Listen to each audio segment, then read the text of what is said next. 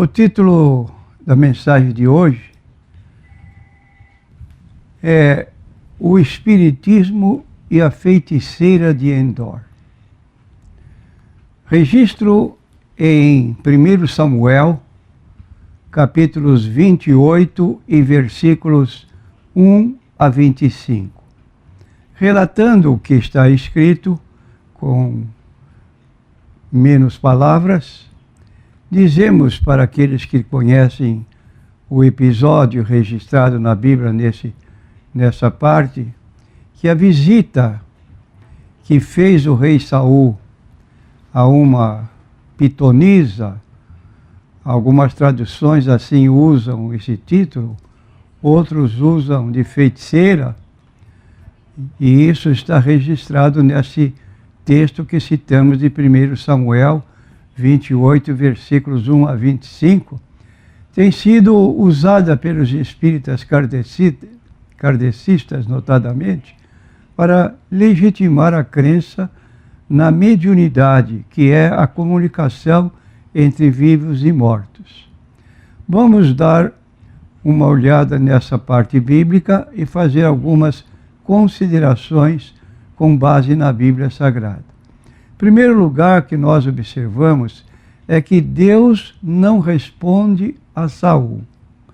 Saul foi um rei que entrou com muita aprovação do povo, dos próprios líderes que o serviriam, de modo que se pensava que fizesse um governo muito próspero e abençoado por Deus.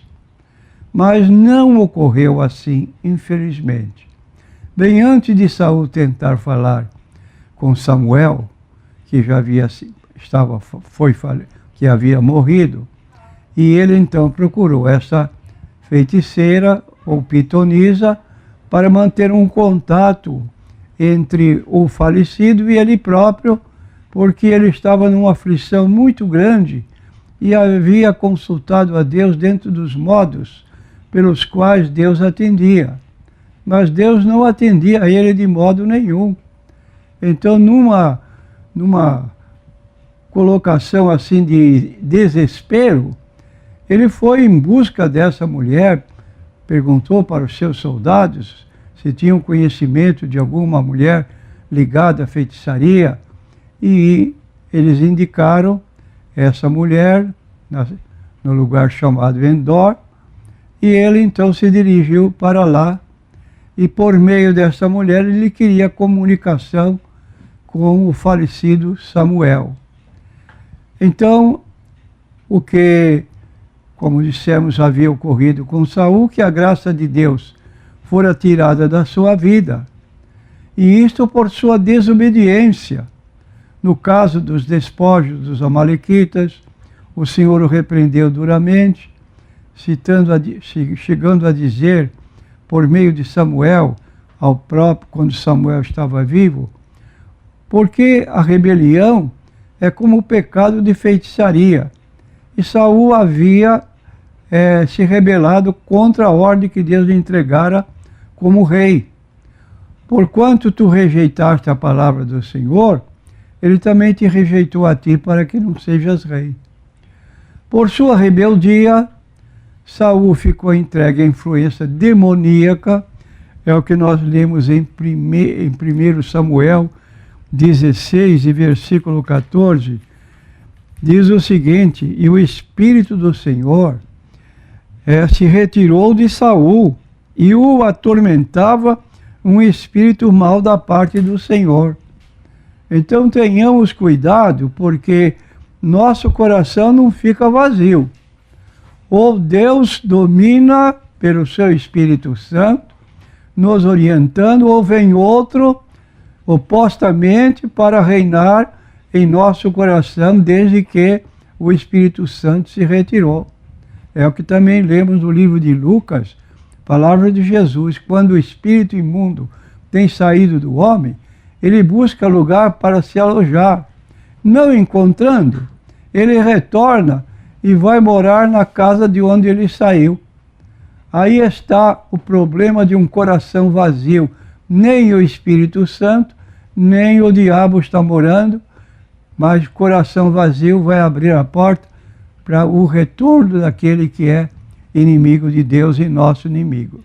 Então, a partir daí, dessa situação, quando o Espírito de Deus se retirou dele, ele começou a ficar incomodado pelo espírito maligno que o atormentava, perdeu o controle, foi tomado por ódio, inveja, ciúmes, e enfurecido tentou matar Davi, que julgou que ele fosse um rival dele como futuro substituto da nação, como rei. Ele próprio declarou-se angustiado, dizendo abertamente em 1 Samuel 28:15, Deus se tem desviado de mim e não me responde mais.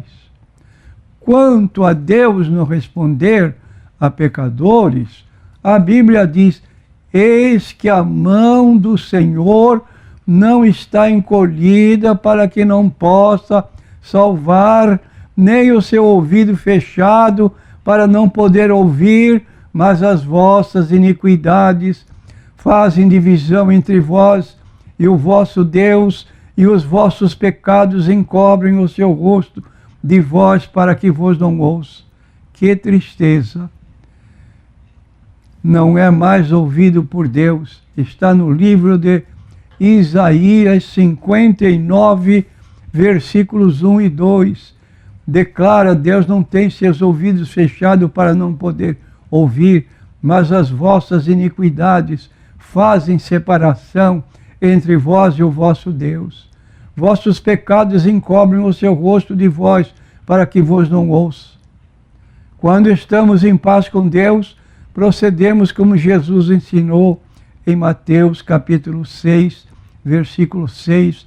Entra no teu quarto, fecha a tua porta, ora o teu Pai em secreto, e teu Pai que vê secretamente te recompensará.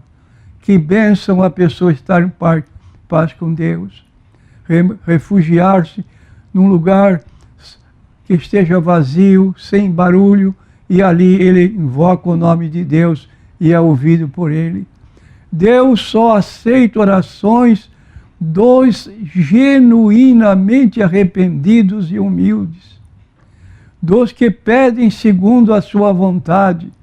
O egoísmo, a cobiça, o ciúme, a desobediência endureceram o coração de Saul de forma irreversível.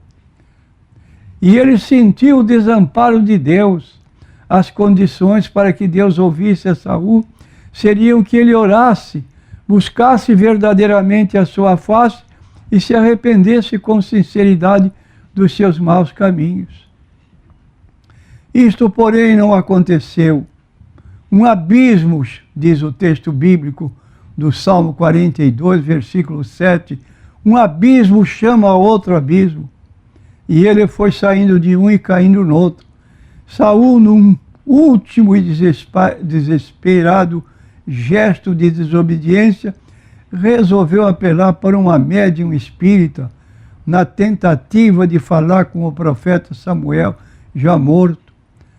Ora, tal expediente é condenado por Deus na sua palavra.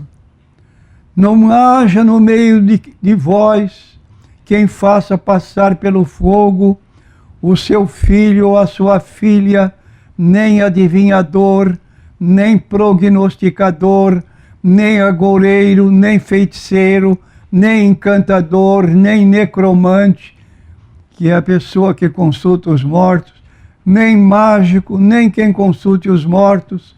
O Senhor abomina todo aquele que faz tais coisas. Deuteronômio, 5º livro da Bíblia, capítulo 18, versículos 10 a 12. E nessa proibição não foi usada a palavra espiritismo, surgida milhares de anos depois com o advento do kardecismo. Todavia, a prática e a ideia estão dentro desse texto bíblico, apontando alguém que recorre ao espiritismo em momentos de desespero, querendo falar com pessoas já falecidas, sejam parentes ou outras pessoas com as quais se comunicavam em vida. E diz então a Bíblia para você, meu prezado ouvinte: quando vos disserem, consultai médiuns, e os feiticeiros que cochicham e murmuram entre dentes, respondei, acaso a favor dos vivos se consultarão os mortos? Isaías 8,19. Vou repetir, Isaías 8,19. E a resposta, no versículo 20: a lei e ao testemunho, se não falarem segundo esta palavra, nunca verão a alva. Então aqui está a recomendação: leia a Bíblia para saber aquilo de que Deus gosta e do que não gosta, do que aprova e não aprova ou reprova. Aí você estará correto na sua prática, na sua maneira de pensar. O envolvimento com médiuns, necromante, leva à condenação. É o texto que nós já citamos, Isaías 8, 19 a 22. Outras referências que nós encontramos na Bíblia, por exemplo, no livro de Atos dos Apóstolos, no capítulo 16, no versículo 16, muito tempo depois, nós encontramos agora o apóstolo Paulo lidando com esse problema, e ele então sabia discernir pelo Espírito Santo e pôde repelir uma jovem que tinha o espírito de adivinhação. E aconteceu que, indo nós à oração, nos saiu ao encontro uma jovem que tinha espírito de adivinhação, a qual, adivinhando, dava grande lucro aos seus senhores. Olha aí o problema que hoje ainda existe. Esta, seguindo a Paulo e a nós, clamava dizendo: estes homens que nos anunciam o caminho da salvação são servos do Deus Altíssimo. E isto fez ela por muitos dias. Mas Paulo, perturbado, voltou-se e disse ao Espírito: em nome de Jesus Cristo te mando que saias dela. E na mesma hora saiu. Então aquele que está conosco é muito maior do que aquele que está no mundo. E aí nós sabemos que então Saul, desejando uma resposta de Deus, procurou esta mulher que incorporasse algum espírito, e uma mulher com dons mediúnicos, entre aspas. Buscai-me uma necromante para que eu vá a ela e a consulte. Foi a palavra de Saul. Deus estaria sendo incoerente se atendesse aos caprichos de Saul. Aqui surge a primeira evidência da impossibilidade de haver Samuel se apresentado na sessão espírita sob análise. Para lembrar, em favor dos vivos consultar-se-ão os mortos, é o texto que já lemos aí, 8,19. Se é contra a vontade de Deus, Deus jamais atenderia o pedido de Saul. Logo, Deus não iria legitimar uma prática que ele próprio condena. E além disso, uma das causas da morte de Saul foi o haver consultado a feiticeira de Endor. Está em 1 Crônicas, capítulo 10, versículo 13 e 14. Não há como imaginar uma sessão espírita sendo enriquecida e abençoada com a presença de um mensageiro de Deus. Se permitida tal prática, quer dizer, não precisaríamos mais buscar ao Senhor. Em situações difíceis, cairemos aos pés de um médium e diligentemente se apresentariam os santos do Senhor. Então a Bíblia iria para o lixo e passaríamos a observar outro evangelho. Mas sabemos que isso não é realidade. Então, um segundo ponto que vemos nesse episódio na Bíblia, uma sessão espírita de mentira. Em primeiro lugar, Saul demonstrou ser um hipócrita, mandar eliminar todas as feiticeiras, e agora vai a uma feiticeira. Segundo, ele se disfarçou, vestiu-se de outras vestes, desejando negar sua identidade. Usou falsamente o nome do Senhor, jurando por ele.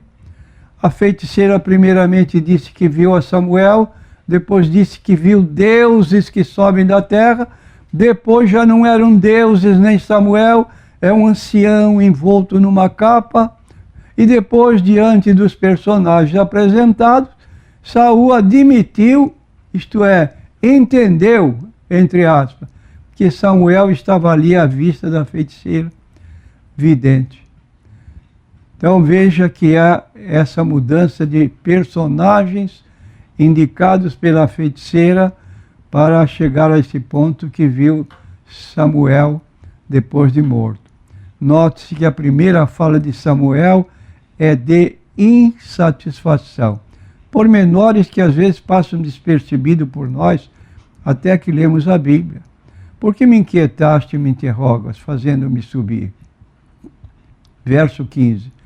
2 pontos devem ser analisados nessas palavras.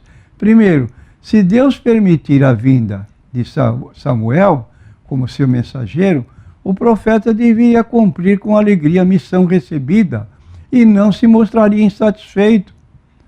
Na sua vida ele sempre foi um homem atendente às recomendações de Deus, fazia com muito capricho.